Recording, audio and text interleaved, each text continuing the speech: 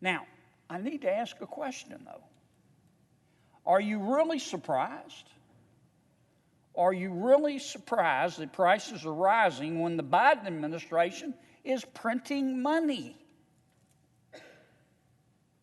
When the Biden administration is exploding our debt? When the Biden administration is forfeiting America's energy independence? When the Biden administration is paying people to watch Netflix instead of to produce the goods we need? When the Biden administration is ignoring gridlock in our supply chain? American people aren't surprised. For months, the White House has turned gaslighting Americans about the inflation crisis into an art form, Madam President.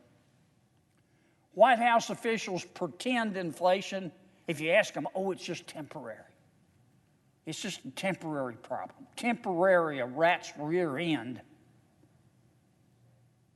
It's actually a soul-crushing, job-killing tax on working Americans. That's what inflation is. Every time you go to the grocery store, your taxes go up. And inflation hits lower income and middle income families the hardest. The hardest. And anyone who doesn't believe that should ask Secretary Kerry whether fuel prices have grounded his private jet. Of course not. He's rich. He's got a private jet.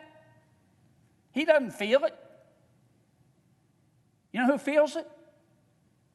The moms and dads in this country who get up every day and go to work and obey the law and pay their taxes and try to do the right thing by their kids and try to save a little money for retirement. That's who pays this tax that the economists call inflation. And this inflation didn't just appear out of nowhere. I mean, any economist with a pulse knows where this inflation came from. Inflation comes from too much money chasing too few goods. And when you have an administration, as we do with the Biden administration, that spends money like it was gully dirt, whose mantra is we can't possibly spend enough taxpayer money. There's just not enough hours in the day.